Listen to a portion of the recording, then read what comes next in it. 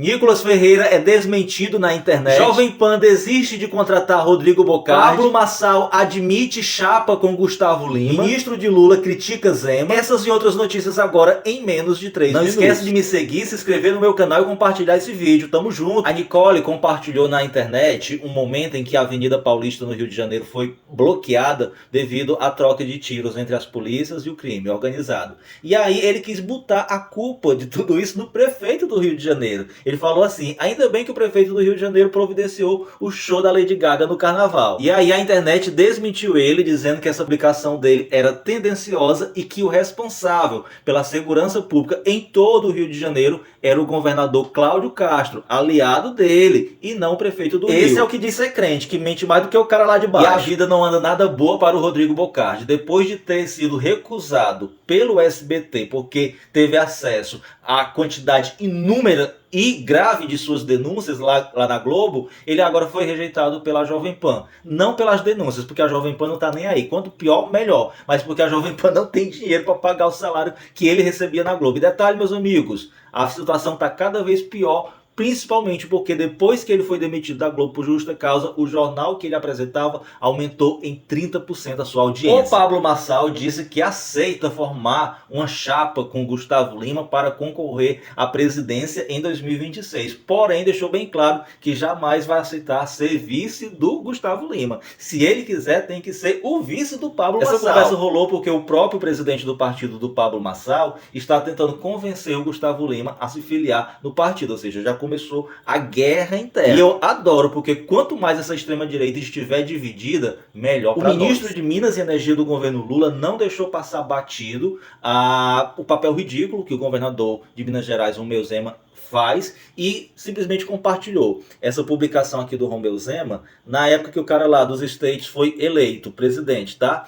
E aí ele falou assim: o entreguista e subserviente ao poderio internacional Romeu Zema teve como resposta ao seu tweet lambe-botas um anúncio de sobretaxa de 25% do aço mineiro. Infelizmente é o que acontece quando quem não entende o que é fazer política de verdade cai de paraquedas no poder. Detalhe, um dos estados mais atingidos pela sobretaxa do aço é o estado de Minas Gerais. E o Romeu Zema e os demais bolsonaristas, tudo de biquinho calado. Porque para esses falsos patriotas, o que importa são os interesses dos Estados Unidos. Nós brasileiros, que se lasca. E o Tarcísio teve uma reunião surpresa com o presidente Lula, quarta-feira em Brasília. Essa reunião não constava na agenda nem do Lula e nem do Tarcísio. Nós não sabemos o teor dessa reunião. Depois disso, para ele não ficar feio perante os bolsonaristas, ele foi almoçar com o Bolsonaro e postou uma foto com o Bolsonaro nas redes sociais. Cara não tem nenhuma autonomia, é simplesmente um fantoche, uma marionete do Bolsonaro. E os bolsonaristas resolveram agora atacar a moeda virtual brasileira criada pelo Roberto Campos Neto, ex-presidente, ex-diretor do Banco Central, que é o Real Digital, o Drex. Eles estão simplesmente dizendo que com o uso dessa moeda virtual, as monitorações da Receita Federal serão mais eficientes. Agora eu fico perguntando por que esse povo tem tanto medo de ter a Receita monitorando suas contas. Esse povo faz alguma coisa errada? Esse povo deve alguma coisa para não querer a Receita monitorando as suas contas? A Júlia Zanata lançou um abaixo-assinado contra o Drex, o Real Digital, e ainda está elaborando uma PEC que exige que moedas digitais dependam de aprovação do Congresso e não seja feito só pelo Banco Central. Lembrando, meus amigos, que o Real Digital que será lançado é uma moeda exclusivamente virtual e voluntária. Ninguém será obrigado a nada. E olha que ridículo o governador de Santa Catarina fez, sempre o Sul, né? Ele fez a criação do Abril Amarelo em defesa da propriedade privada, como se a Constituição brasileira já não protegesse a propriedade privada, né, minha gente? É piada. Cuidar dos pobres, esse povo não sabe nem o que é isso. Agora, partir para pautas da extrema-direita é todo dia. Mas enfim, já diz o ditado, o povo tem o político que merece. Puxa a cadeira e se senta que o Correio das Boas Notícias acabou de chegar. A justiça foi feita e o bolsonarista ex-policial penal que matou um integrante do PT na festa de seu aniversário foi condenado hoje a 20 anos de prisão em regime fechado. Marcelo Arruda comemorava seu aniversário de 50 anos em homenagem ao presidente Lula e ao PT, e o bolsonarista foi lá e atirou nele. Nem o conhecia, mas só porque ele era eleitor do Lula, teve a sua vida tirada. O bolsonarismo é uma doença e a justiça precisa ser feita e que sirva de exemplo para todos os outros. A Polícia Federal realizou uma operação de busca e apreensão na casa de um homem que mora em Belém do Pará, que tinha ameaçado a integridade física do presidente Lula caso ele fosse para a capital do Pará. Ele, além da busca e apreensão, foi proibido pela justiça de estar próximo de locais onde o presidente Lula está, e agora também está utilizando tornozeleira eletrônica. Tá pensando o quê, meu amigo? Que internet é terra sem lei? Ainda foi pouco, merecia mais, deveria estar preso. E a Damares foi condenada na justiça a pagar uma indenização a uma professora que, segundo a Damares, tinha ameaçado a integridade física da Michelle. A professora diz que nós tínhamos que usar outros meios jurídicos para combater a Michelle, para eliminar a Michelle da vida política, e a Damares recortou o vídeo e postou como se ela estivesse fazendo uma ameaça à vida da Michelle Bolsonaro. A indenização é de R$7 mil, que tá pouca, por sinal. Deveria ser muito finalmente maior. O Tribunal de Contas da União desbloqueou os R$6 bilhões do pé de meia, o que não fazia nenhum sentido, e tudo isso aconteceu porque o governo Lula recorreu na justiça. As vendas do varejo cresceram 4,7% em 2024,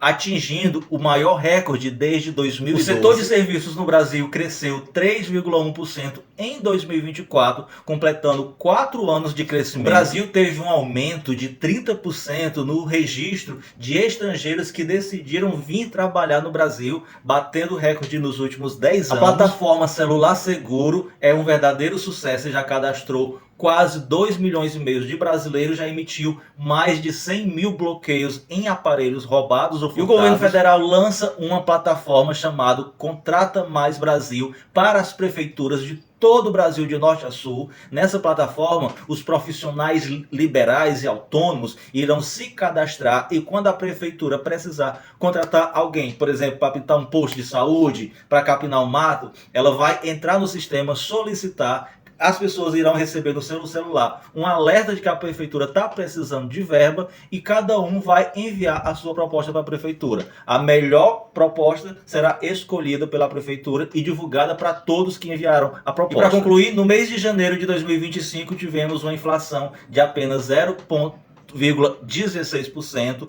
sendo a menor inflação para janeiro desde a criação do real. Agora que você já sabe dessas boas notícias, não esqueça de compartilhar, porque notícia boa a gente não guarda segredo. Barraco na extrema direita, e eu vim aqui te contar a fofoca todinha. Não que você goste de fofoca, obviamente, né? Mas é só questão para te informar mesmo. É questão de utilidade pública. O deputado bolsonarista Mário Notas Frias postou o seguinte: lavajatista é a turma que quer te convencer a dar poderes absolutos a juízes e promotores não eleitos.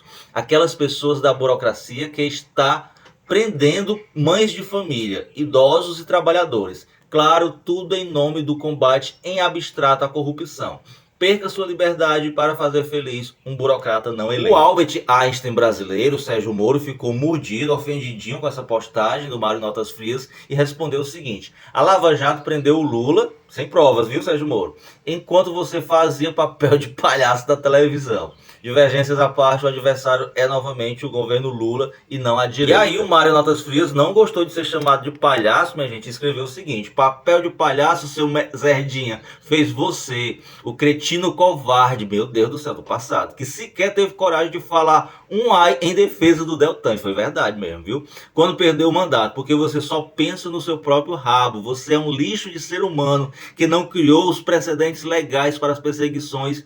Aliás, você é um lixo humano que não só criou os precedentes legais para as perseguições que estão em vigor no país, como costuma elogiar de forma subserviente os mesmos tiranos que estão aí prendendo pessoas inocentes. Falar do Lula é fácil, covarde. Quero ver você falar do judiciário e enfrentar seus abusos. Eita, pegou pesado, hein, Mário Frias? Com o Sérgio Moro, adoro.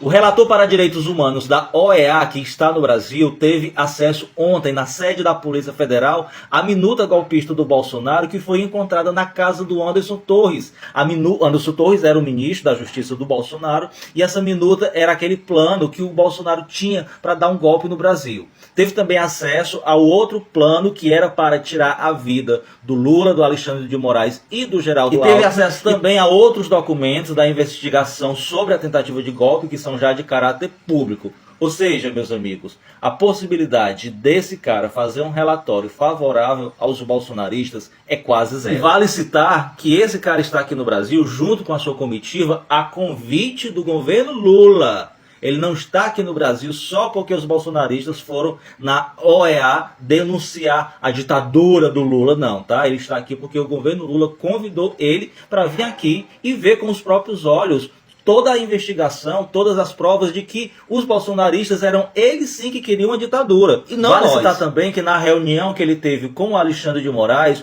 o próprio Alexandre de Moraes mostrou para ele uma consulta do nome do Alexandre de Moraes nas redes sociais e mostrou para ele todos os xingamentos que o ministro recebe nas redes sociais e falou para ele: você acha que se eu fosse um ditador, que se aqui fosse uma ditadura, eu permitiria esse tipo de abordagem sobre a minha pessoa nas redes sociais? O Bolsonaro tem acompanhado todos os passos do Pedro Vaca na expectativa de que ele possa emitir algum relatório favorável ao Bolsonaro. Coitado, não vai dar em nada. Pode chorar, Bolsonaro, que o choro é livre. Lembrando que esse relatório ele poderá levar até 4 a 6 meses para ser emitido e apenas um relatório pequeno preliminar é que poderá ser emitido nos próximos 30 dias, tá? O possível fim da lei da ficha limpa aqui no Brasil só mostra que os bolsonaristas nunca foram contra a corrupção.